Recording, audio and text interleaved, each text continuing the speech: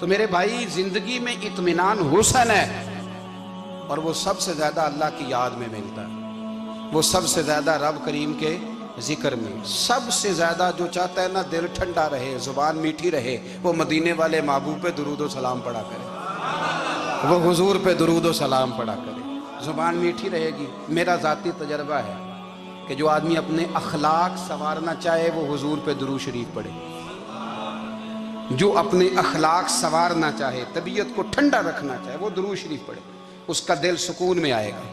کچھ کام اور ہیں زندگی میں اطمینان کے لیے، ان کا ہونا بھی بڑا ضروری ہے۔ سب سے پہلے اگر آپ چاہتے ہیں نا زندگی میں سکون ہو تو حقیقتوں کا سامنا کرنا سیکھیں، آپ جو ہیں وہ رہنا سیکھیں، جو آپ نہیں ہیں وہ بننے کی کوشش نہ کریں۔ حقیقت کا سامنا کرو گے تو زندگی اطمینان میں آ جائے گی۔ ہم نے نا بہانے بنا لیے ہیں، ہیلے بنا لیے ہیں، جھوٹ کے سہارے اپنے آپ کو اونچا کر لیا۔ ایک آدمی سے کہا جاتا ہے تو رشوت نہ لے، تو کہتا ہے میں غریبوں سے نہیں لیتا۔ تو میرا سوال یہ ہے کہ امیروں کا حساب لینے کی اللہ نے تیری ڈیوٹی لگائی ہے، تیرے ذمہ لگایا ہے کہ تو امیروں کا حساب کر، تمہیں کیا ضرورت پڑی ہے؟ ہم نا بہانہ کرتے ہیں، رشوت لینے والے کا الگ بہانہ ہے اور سفارش والے کا الگ بہانہ ہے۔ حقیقت کا سامنا کریں، حقیقت کا، جو میرے ذمہ داریاں ہیں وہ میں نے پوری کرنی، جو آپ کی ذمہ داریاں ہیں وہ آپ جان نہ چھڑائیں، حقیقت پسند بنیں۔ میرے رسول کریم، پھر پڑھیے درود شریف صلی اللہ تعالی علیہ وسلم۔ حضور صلی اللہ علیہ وسلم نے فرمایا کہ میری بیٹی سیدہ فاطمہ الزہرا رضی اللہ تعالی عنہا صرف جنتی نہیں، جنتی عورتوں کی سردار ہے۔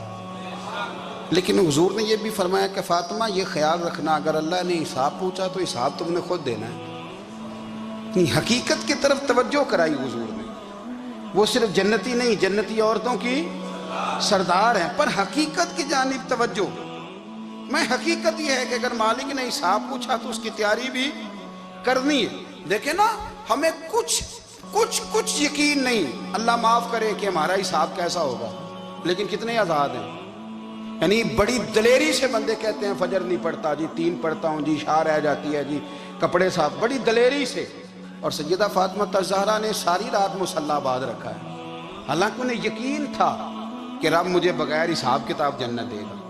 حقیقت کا سامنا کریں، جو حقوق آپ کے ہیں وہ آپ نے ادا کرنے ہیں، جو ذمہ داریاں ہیں وہ ذمہ داریاں ہیں۔ دیکھیں نا، حضرت موسیٰ کلیم اللہ علیہ السلام کے پاس اسرائیل روح نکالنے آئے تو حضرت موسیٰ نے تھپڑ مارا، آنکھ نکال دی، واپس گئے۔ اللہ انہوں نے تو جلال فرمایا، کہا موسیٰ علیہ السلام سے کہیے بیل کی پشت پر ہاتھ رکھیں، جتنے بال ان کے دست مبارک کے نیچے آئیں گے اتنے 1000 سال ان کی عمر بڑھا دی جائے گی۔ یعنی میرے کان میں کوئی بتا دے کہ جناب 60 سال بڑھ گئی، یا آپ کے کان میں کوئی کہہ دے تو خوشی ہوتی ہے کہ نہیں؟ لیکن یہ حقیقت پسندی نہیں، اس لیے کہ 60 بھی گزر جائیں گے، 70 بھی، یہ حقیقت نہیں۔ حضرت موسیٰ کلیم، چلے میں مثال دیتا ہوں، سمجھ لے 10 بال، حالانکہ بہت زیادہ آتے ہوں گے، 10 بال اگر حضرت موسیٰ کے ہاتھ کے نیچے آئے تو 10,000 سال تو عمر بڑھ گئی نا۔ 10 یعنی 10 سال نہیں، 10 نہیں، 10 بہت زیادہ تھی نا۔ حضرت موسیٰ کلیم اللہ علیہ السلام سے آ کے عرض کیا گیا، حضور بیل کی پشت پر ہاتھ رکھیں، جتنے آپ کے ہاتھ کے نیچے بال آئیں گے اتنے 1000 سال عمر بڑھ جائے گی۔ تو حضرت موسیٰ نے حقیقت پسندی والی بات کی، فرمایا پھر کیا ہوگا؟ 10,000 سال کے بعد پھر کیا ہوگا؟ کہا حضور جانا تو پھر بھی ہے، فرمایا پھر ابھی چلتے ہیں۔ اگر جانا ہے نا، جانا ہے تو پھر، اگر جانا ہے تو پھر ابھی، اور سجنوں اگر نماز پڑھنی ہے تو ابھی کیوں نہیں؟ اگر داڑھی رکھنی ہے تو پھر رمضان کا انتظار کیوں کریں، ابھی کیوں نہیں؟ اگر سچ بولنا ہے تو پھر، اگر رزق حلال کھانا ہے تو پھر انتظار کاہے کا؟ حقیقت ہوتی ہے، بہانہ ہوتا ہے، حقیقت چھپ نہیں سکتی بناوٹ کے اصولوں سے، کیونکہ خوشبو آ نہیں سکتی کبھی کاغذ کے پھولوں سے۔ یہ بات یاد رکھیں، اگر جانا ہے تو حضرت کلیم فرمانے لگے پھر 10,000 سال کے بعد بھی جانا ہے تو آج بھی۔ ہمیں بے قراری زندگی میں اس لیے کہ ہم حقیقت پسند نہیں، ہم بہانوں میں، ہم ہواؤں میں جیتے ہیں، ہواؤں میں، خیالات میں زندگی گزارتے ہیں۔ بڑا ٹائم پڑا ہے، مثلاً کتنا میرے رسول کریم صلی اللہ تعالیٰ علیہ وآلہ وسلم نے ایک دن صحابہ سے فرمایا تمہیں حیا نہیں آتی؟ حضور کیا ہوا؟ فرمایا وہ والے مکان بناتے ہو جن میں تم رہ نہیں سکتے، وہ والا مال جمع کرتے ہو جو کھا نہیں سکتے، حیا نہیں آتی؟ عرض کی حضور حکم کریں تو محبوب فرمانے لگے جوتے کا ایک تسمہ بند کرتا ہوں تو سوچتا ہوں دوسرا بند کرنے سے پہلے موت آ جائے گی، ایک سانس اندر جاتی ہے تو دوسرا آنے سے پہلے میں یاد کرتا ہوں کہ مجھے دنیا سے جانا ہے۔ تمہیں حیا نہیں آتی؟ وہ مکان بناتے ہو جن میں رہ ہی نہیں سکتے، وہ مال جمع کرتے ہو جو کھا۔ حقیقت پسند نہیں بھائی ہم۔ بہت سارے لوگ یہاں بڑی باتیں سناتے ہیں، بڑی، میں کہتا ہوں اصل میں نا زیادہ باتیں سنا کے نا بیچارہ اپنے آپ کو مطمئن کرنا چاہتا ہے، اصل بات یہ ہے کہ اندر سے نا ہلا ہوا ہے، کچھ بھی نہیں، بڑا زیادہ ہنستا ہے اور مجھے لگتا ہے کہ کوئی گہرا زخم چھپا رہا ہے۔ اس لیے ملمہ سازی، حقیقت پسند بنو، حقیقت پسند۔ یاد رکھنا من ترک صلاۃ متعمدا فقد کفر، میرے رسول نے حقیقت بیان کی، فرمایا جس نے ایک نماز بھی جان بوجھ کے چھوڑی اس نے رب کے رب ہونے کا انکار کیا، اس نے کفران نعمت کیا۔ یہ حقیقت ہے، کوئی کلیریفیکیشن نہیں، کوئی وضاحت نہیں۔ جو نماز نہیں پڑھتا، جھوٹ بولتا ہے، غلط بیانی کرتا ہے، جو شخص رزق حرام کما کے کہتا ہے کہ اس کے بغیر گزارا نہیں چلتا، وہ جھوٹ بولتا ہے۔ اس لیے کہ رب فرماتا ہے جب تجھے پیدا کیا ہے تو تیرا رزق میرے ذمہ ہے۔ اللہ فرماتا ہے کہ لا یکلف اللہ نفسا الا وسعها، میں کسی پر وہ بوجھ نہیں ڈالتا جو اٹھا نہ سکے۔ نماز فرض کیا اس کا مطلب ہے ہم پڑھنے کے قابل ہیں، اس نے ہمارے ذمہ داریاں لگائی ہیں تو مطلب یہ ہے کہ ہم ذمہ داریاں ادا کرنے کے قابل ہیں، ورنہ وہ کہتا ہے میں وہ بوجھ ڈالتا ہی نہیں جو تجھ سے اٹھایا نہ جائے۔ اگر چاہتے ہو کہ زندگی میں اطمینان ملے تو خدا را حقیقت پسندوں والی زندگی گزارو۔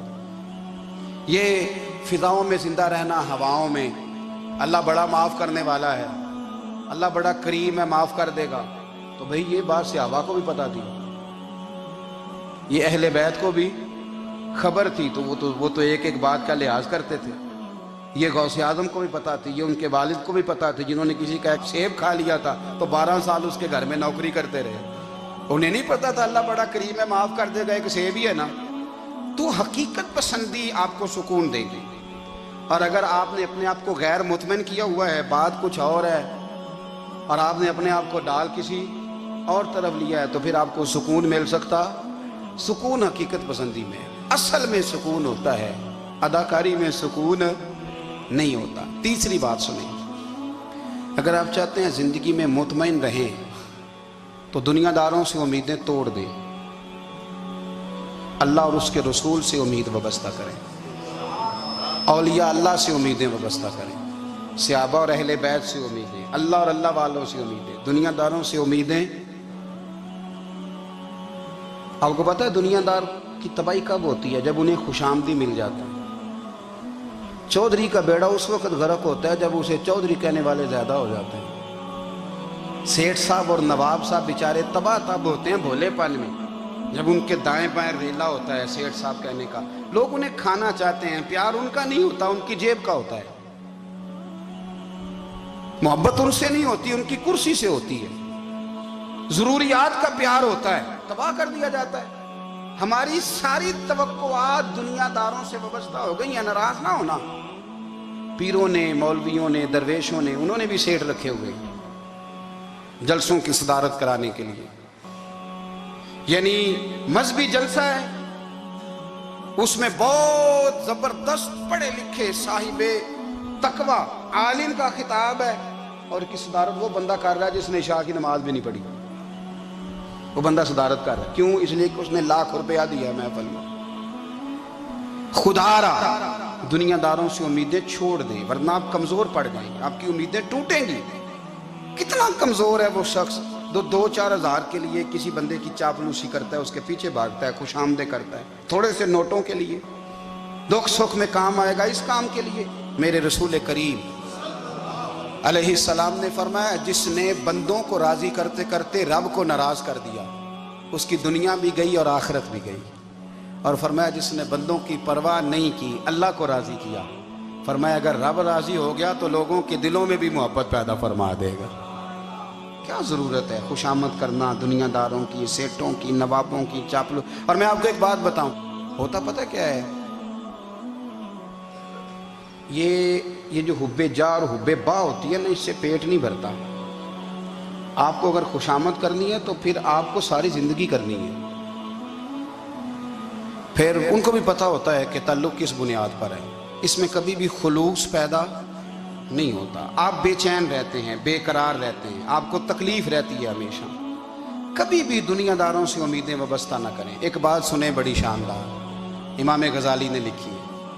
امام غزالی فرماتے ہیں کہ ہارون الرشید نہ حج کر کے واپس آیا بغداد میں، تو کونے میں حضرت بہلول دانا بیٹھے تھے۔ رش بہت تھا، مجمع بڑا تھا۔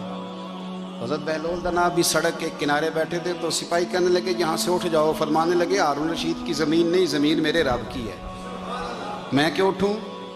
وہ قریب سے گزرا تو سلام لی، تو آپ نے اس کا پروٹوکول دیکھا تو فرمانے لگے ہارون الرشید تجھ سے تگڑے تگڑے موٹے موٹے پروٹوکول میں نے لوگوں کے دیکھے ہیں، اور یہ جو تیرے دائیں بائیں آج تیرے نعرے لگا رہے ہیں، یہ پہلے ان لوگوں کے نعرے لگایا کرتے تھے، اور تھوڑا وقت گزرنے دے، جو تیرے بعد آئے گا نا، یہ سارے پھر ان کے نعرے بھی لگائیں گے۔ تو جھوٹ کی دنیا میں زندہ ہے، ان سے تو نے امیدیں وابستہ کی ہیں، یہ کل اس کے نعرے لگائیں گے۔ اس کے دل پہ بڑا اثر ہوا، گھوڑے سے اتر آیا، آگے کہنے لگا حضور آپ نے مجھے بڑی اچھی نصیحت کی ہے، میرا دل بڑا ٹھنڈا ہوا ہے، میں نے سنا ہے آپ مقروض ہیں، کچھ لوگوں کا قرض، تو مجھے کوئی حکم ہی کر دیں۔ آپ ہنسنے لگے، فرمانے لگے یار تو بڑا ہی بیوقوف ہے، بڑا ہی بیوقوف ہے، تو میں تجھے نصیحت کر رہا ہوں، تو مجھے الجھا رہا ہے، حضور کوئی حکم کر دیں۔ کیا خوبصورت انداز ہے رب کریم کے بندوں کا۔ حضرت بہلول دانا فرمانے لگے تیرا رب کون ہے؟ کہا اللہ۔ تو فرمایا میرا کون ہے؟ کہا اللہ۔ فرمانے لگے یہ تو نہیں نہ ہو سکتا کہ اللہ ہارون رشید کو دیتا رہے اور بہلول دانا کو بھول ہی جائے، یہ تو نہیں نہ ہو سکتا کہ ہارون رشید کو دیتا رہے اور بہلول دانا کو بھول جائے۔ فرمایا اس کا دل، اس کا ارادہ ہوا، ارادہ قدرت ہوا کہ بہلول مقروض رہنا چاہیے، تو اگر رب مجھے رکھنا چاہتا ہے، دکھ قبول محمد بخشا راضی رہن پیارے، اگر وہ چاہتا ہے میں مقروض رہوں تو میں بھی چاہتا ہوں کہ میں مقروض ہی رہوں، یہ تو نہیں نہ ہو سکتا کہ تجھے دے اور مجھے نہ دے۔ فرمایا میری تجھ سے کوئی امید نہیں، مجھے جب بھی دے گا میرا رب بھی دے گا، اور وہ دے گا تو پھر انشاءاللہ خزانے کھول کے دے گا۔ دنیا داروں سے امیدیں وابستہ کرنا، لوگوں کے پیچھے، یہ چھوڑ دیں، آپ بے چین رہیں گے، بے قرار رہیں گے۔ اللہ والوں سے ضرور امیدیں وابستہ کریں، اس لیے کہ ان کے پاس جو کچھ ہوتا ہے وہ دراصل رب کا ہی ہوتا ہے۔ لیکن سیٹھوں سے، نوابوں سے، سیاستدانوں سے باز آ جائیں، ہماری بڑی امیدیں وابستہ ہیں۔ میں اکثر کہتا ہوں جتنے پھیرے نوکری کے لیے دنیا دار کے دروازے پہ لگائے ہیں نا، اس سے کم دفعہ مسجد میں نفل پڑے ہوتے تو رب اتنی بڑی مہربانی فرما دیتا۔ تیسری بات یہ یاد رکھیں، اگر سکون لینا چاہتے ہیں نا، اگر سکون لینا چاہتے ہو نا، تو لوگوں کو ڈسکس کرنا بند کر دو۔ کس کو اللہ نے کتنے پیسے دیے ہیں وہ جانے اور اللہ جانے، کس کو اللہ نے کتنی گاڑیاں دی ہیں وہ جانے، اور لوگوں کو ڈسکس کرنا جی۔ یعنی میں ایک جگہ بیٹھا تھا تو ایک صاحب گاڑی والا گزرا، گاڑی میں بیٹھ کے، اس کا پڑوسی تھا، کہندے تھا منہ ہے کار والا، میں کہ وہ تے ہے تاں ہی بیٹھا ہے، تے ہن میں کہ سمجھانا سی نا انہوں، میں کہ توں تے میں حساب لائیے بھی ساڈے کول کوئی نہیں، وہ تے ہے، لیکن نا اللہ نے اسے دی ہے نا، تو اللہ نے چاہا نا وہ کار میں بیٹھے، تو اس نے پھٹے پہ بیٹھ کے یہ تبصرہ کیا کہ منہ ہے کار والا، میں کہ ابھی وہ تے ہے تاں کار ہے تھے۔ اب مجھے اور تجھے اندازہ لگانا چاہیے کہ ہم کیا یہ بحث ہے؟ یعنی اللہ کو چاہیے تھا معاذ اللہ کے پہلے تجھ سے پوچھتا کہ اسے کار دینی ہے کہ نہیں، کیا مطلب فضول بحث ہے؟ وہ چیز ہمیں اتنا تنگ کرتی ہے، اتنی تکلیف دیتی ہے کہ آپ یقین کریں سارا دن اسی کو ڈسکس کرتے ہیں، سارا دن اس کے پاس گاڑی ہے، اس کے پاس کار ہے، فلانے کا پیسہ 1 نمبر ہے، فلانے کا 2 نمبر ہے، فلانے کا 6 نمبر ہے، اصل بات کے اندر حسد ہے، اس کو نکالو۔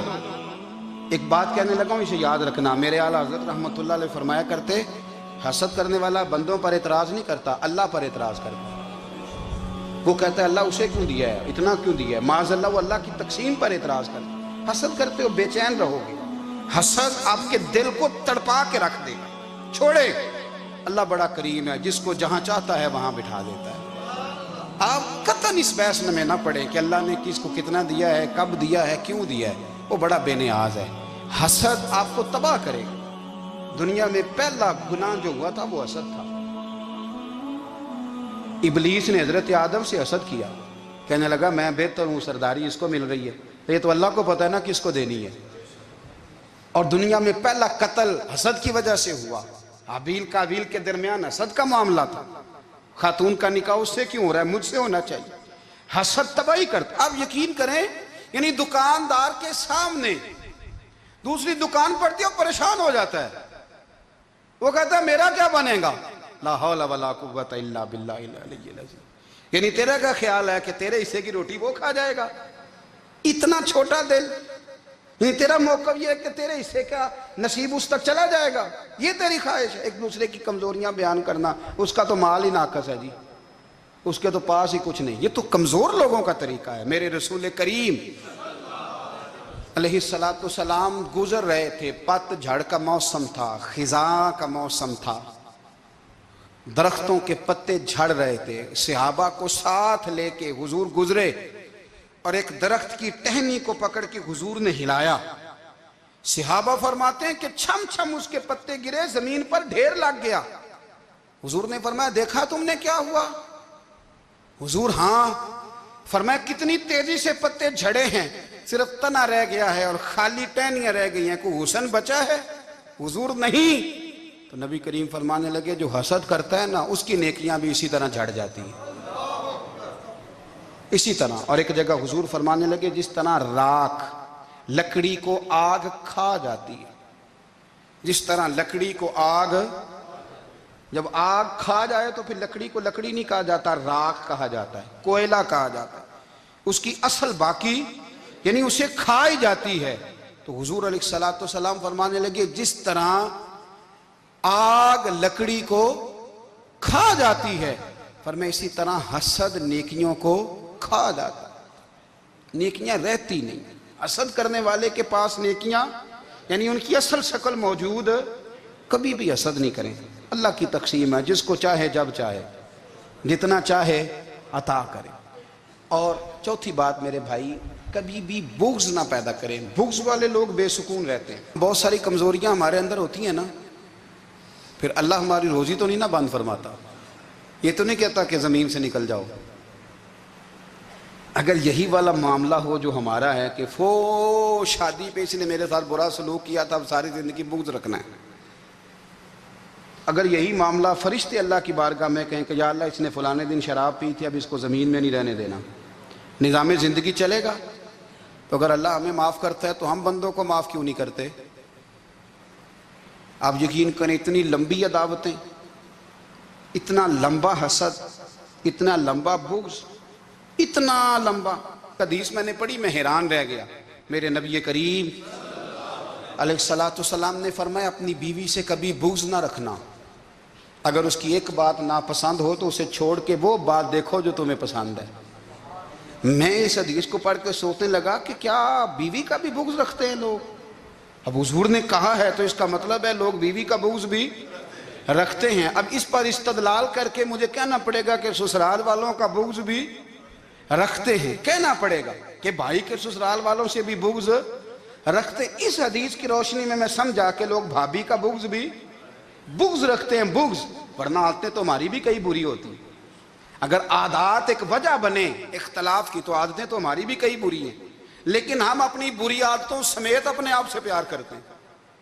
اور سامنے والے کی ایک بھی عادت بری ہو تو اس سے بغض رکھتے ہیں. بغض نہ پیدا کریں. میرے نبی پاک علیہ السلام نے فرمایا کچھ چیزیں تمہارے دین کو مونڈ ڈالیں گی، تباہ کر دیں گی، کاٹ دیں گی. حضور کون سی؟ فرمایا حسد، تکبر اور بغض. یہ تمہارے دین کو تباہ کر دیں. ہم بے چین اس لیے ہیں کہ ہم نے بہت سارے لوگوں کا بغض پالا ہوا ہے. اور ہر فیلڈ میں سیاستدان نے سیاستدان کا، ذاتیات پر اتر کے بات کرتے ہیں، معزز ترین لوگ، تاجر نے تاجر کا، اللہ ماشاءاللہ بعض جگہ پہ اہل علم بھی ایک دوسرے سے عداوت رکھتے ہیں. خدا را دل رب کریم کے آنے کا ٹھکانہ ہے. یہ صاف ہوگا تو اس میں رب رسول کے جلوے ہوں گے. اگر اس میں عداوت ہو، اس میں بغض ہو، اس میں کینہ ہو، نفاق ہو، سنیں میرے رسول کریم حضرت ابوبکر صدیق رضی اللہ تعالیٰ عنہ کہتے ہیں میں رو ہی پڑا. مکہ فتح ہوا نا، تو اکرمہ بن ابو جہل نے پیغام بھیجا کہ میں نا کلمہ پڑھنے کے لیے آ رہا ہوں. وہ بات لمبی ہے، میں موضوع پہ رہنا چاہتا ہوں. کہتے ہیں جب وہ آنے لگا نا تو نبی پاک نے ہم سب کو بلایا.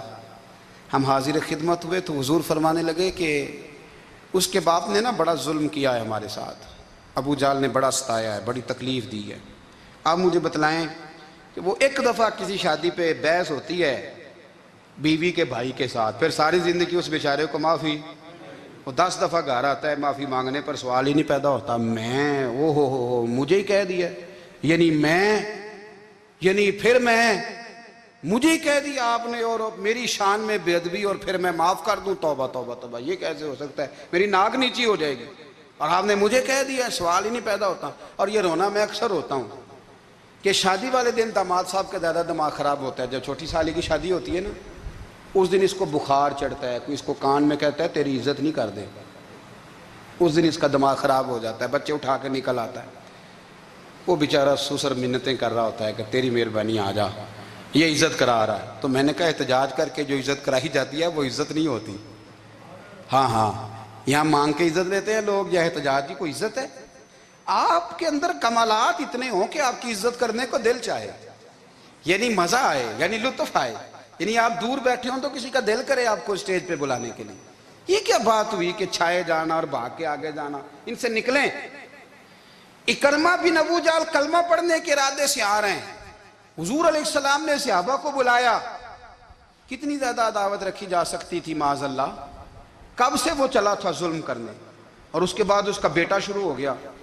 کتنی باتیں تھیں جو ناقابل معافی تھیں، پر کریم رسول نے ہمیں بتلایا ہے کہ سکون والی زندگی کہتے کس کو ہے. جب سب لوگ جمع ہو گئے تو حضور نے فرمایا بھئی وہ کلمہ پڑھنے آ رہا ہے، اس کے باپ نے ظلم بڑے کیے ہیں، پر میری نصیحت یہ ہے کہ اس کے سامنے اس کے باپ کو برا نہ کہے. خبردار کوئی اس کے سامنے کوئی بات نہ کرے. اب وہ کلمہ پڑھنے آ رہا ہے، مطیع ہو کے آ رہا ہے، بان کے آ رہا ہے. کہتے ہیں اللہ کے رسول نے نا کافی دیر تک خطبہ دیا، بریفنگ دی، بات سمجھائی. جناب صدیق اکبر کہتے ہیں میں رو پڑا. ایک صحابی مجھے کہنے لگے تمہیں کیا ہوا؟ تو میں نے کہا میں مصطفیٰ کی رحمت پہ رو رہا ہوں. دیکھو کن کے لیے حضور گراؤنڈ بنا رہے ہیں، دیکھو کن کے لیے حضور تیاری کر رہے ہیں، جنہوں نے ساری زندگی دشمنی کی. خدا را یہ اندر سے عداوتیں نکال پھینکو. او بھائی اتنا تو لمبا ٹائم ہی کوئی نہیں، اتنا تو وقت ہی کوئی نہیں، اس کو صاف رکھو. بندہ کوئی کر بھی گیا تو کوئی حرج نہیں. چنگی مندی سجنا کولوں 100 واری ہو جاندی، یار یاراں دا گلا نہیں کر دے. اصل پریت یار یاراں دا جڑا گلا کردا جے یار نہیں جی ہوندا. ہاں پکی بات، پکی پیڑی. میرا ایک سنگی مجھے آ کے آنے لگا فلانی جگہ بندہ یہ بات کر رہا تھا. میں کہ تو اوتھے ہی سے سوندا سے تم ہی نال ہی سے.